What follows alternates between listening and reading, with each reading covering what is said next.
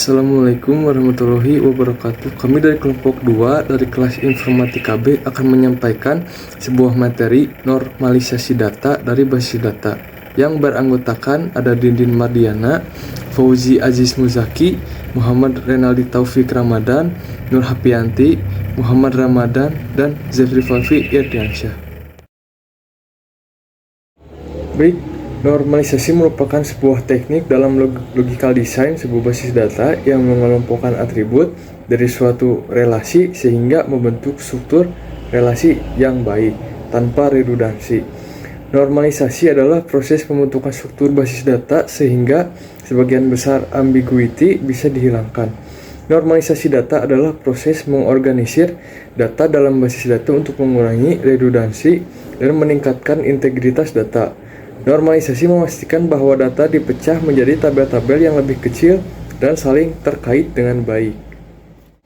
Tujuan normalisasi: mengurangi duplikasi data, membantu menghindari penyimpanan data yang berulang-ulang. Kedua, meningkatkan konsistensi data yang lebih terorganisir, membuatnya lebih konsisten. Yang ketiga, mempermudah pemeliharaan basis data yang terstruktur dengan baik, lebih mudah untuk dipelihara. Keempat, meningkatkan integritas data, memastikan bahwa data perubahan dalam satu bagian data tidak mempengaruhi data lain yang tidak terkait. Proses normalisasi: data diuraikan dalam bentuk tabel, selanjutnya dianalisis berdasarkan persyaratan tertentu ke beberapa tingkat. Apabila tabel yang diuji belum memenuhi persyaratan tertentu, maka tabel tersebut perlu dipecah menjadi beberapa tabel yang lebih sederhana sampai memenuhi bentuk yang optimal. Bentuk-bentuk normalisasi: untuk yang pertama, bentuk tahap normal tahap pertama 1 ST atau normal form. Untuk yang kedua, bentuk normal tahap kedua. Untuk yang ketiga, bentuk normal tahap ketiga. Yang keempat itu Boyce kode normal form. Untuk yang kelima, bentuk normal tahap 4. Yang keenam, bentuk normal tahap kelima. Tahapan normalisasi: untuk yang pertama, tahap normalisasi dimulai dari tahap paling ringan, dari 1 NF hingga paling ketat ke 5 NF. Biasanya hanya sampai pada tingkat 3 NF atau BCNF, karena sudah cukup memadai untuk menghasilkan tabel-tabel yang berkualitas baik.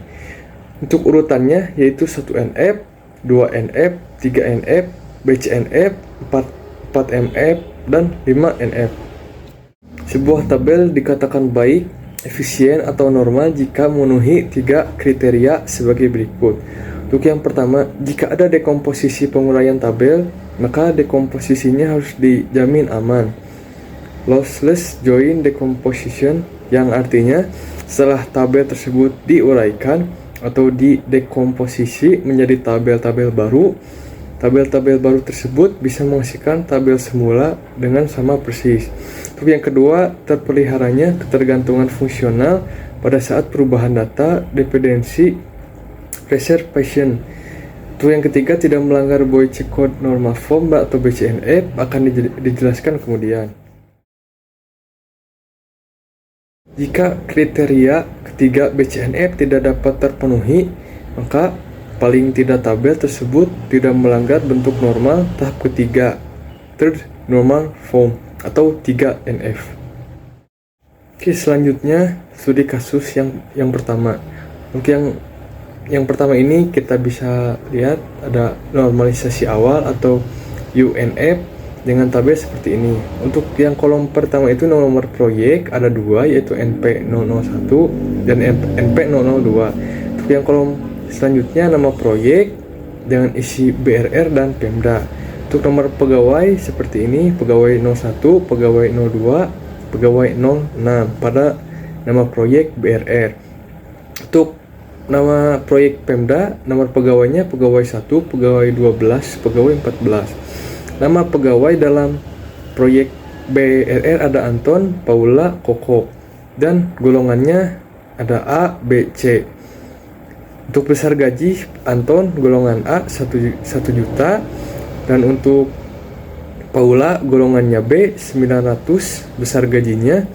Nama pegawai yang Koko masuknya golongan C dengan besar gaji 750.000. Dan selanjutnya, nama pegawai. Anton dalam Pemda masih golongan A, dalam besar gajinya 1 juta, dan Pemda Sita golongan B 900 dan Yusni golongan B 900. Untuk mendapatkan hasil yang paling normal, maka proses normalisasi dimulai dari normal yang pertama. Field tabel di atas merupakan grup yang berulang, nama pegawai, golongan, dan besar gaji. Selanjutnya kita melakukan normalisasi yang pertama atau 1NF.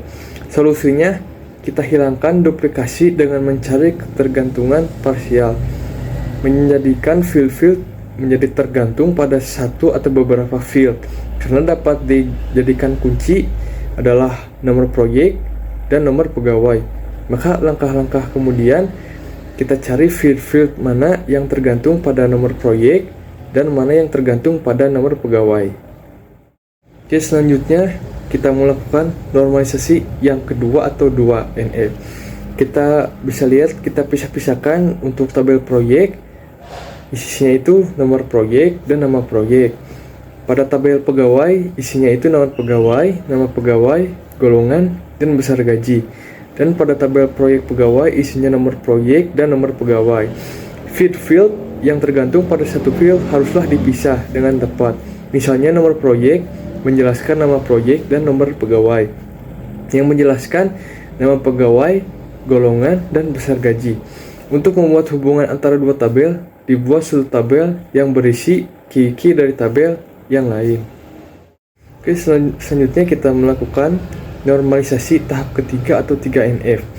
Pada tabel sebelumnya masih terdapat masalah bahwa besar gaji tergantung kepada golongannya, padahal di sini golongannya bukan merupakan field kunci, yang artinya kita harus memisahkan field non kunci golongan besar gaji yang tadinya tergantung secara parsial kepada field kunci nomor pegawai untuk menghilangkan ketergantungan transisi. Di sini kita telah memisahkan besar gaji dan golongannya yang mana sebelumnya masuk ke tabel pegawai. Ya, setelah itu kita di normalisasi yang ketiga ini kita pisah lagi. Jadi untuk yang pertama itu ada tabel proyek dengan isinya nomor proyek dan nama proyek.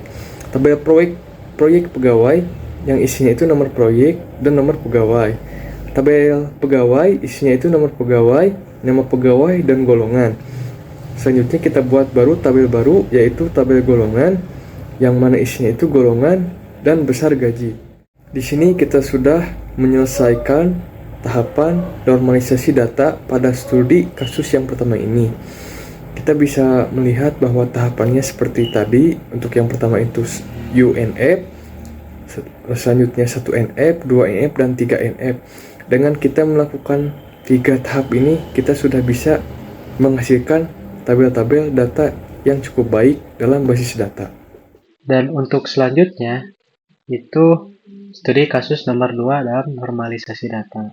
Nah, dari studi kasus ini, ada sebuah Koperasi X di Bandung membutuhkan sistem yang mengolah data perhitungan saldo simpanan setiap anggotanya.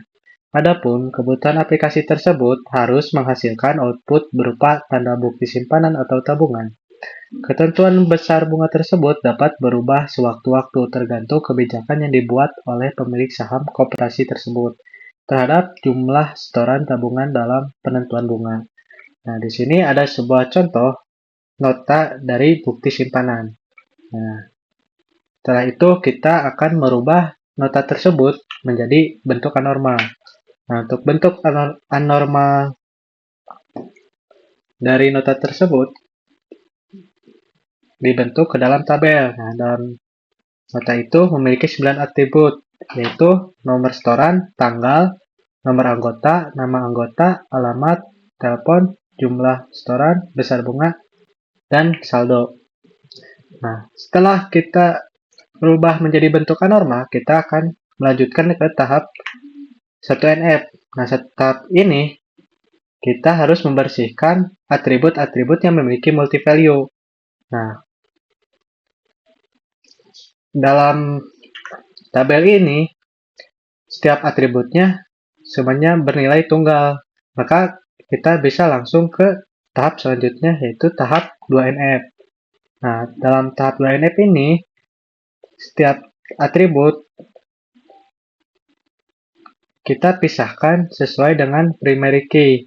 Nah, dalam tabel simpanan, kita dibagi menjadi 3 tabel. Yang pertama itu tabel anggota dengan atribut nomor anggota, nama anggota, alamat, dan telepon. Dengan primary key-nya yaitu nomor anggota. Lalu tabel simpanan. Nah, dalam tabel simpanan memiliki 3 atribut, yaitu nomor setoran, tanggal, saldo, dan nomor setoran sebagai primary key. Dan yang terakhir itu tabel bunga. Nah, tabel bunga memiliki 2 atribut, yaitu jumlah setoran dan besar bunga. Lalu jumlah setoran sebagai primary key dari tabel bunga. Nah, setelah membagi menjadi 3 tabel, kita lanjutkan ke tahap ke-3NF. Nah, dalam tahap 3NF ini, kita harus merelasikan setiap tabel-tabel. Nah, dari ketiga tabel akan direlasikan ke dalam tabel simpanan. Nah, maka kita hanya memanggil primary key dari setiap tabel menjadi origin key ke dalam tabel simpanan. Nah, dalam tabel simpanan itu jadi mempunyai 5 atribut. Yang pertama nomor setoran, kedua tanggal, ketiga saldo, keempat nomor anggota, dan kelima jumlah setoran. Nah, nomor anggota dan jumlah setoran yaitu origin key yang dipanggil dari tabel anggota dan tabel bunga. Nah, sekian dan terima kasih.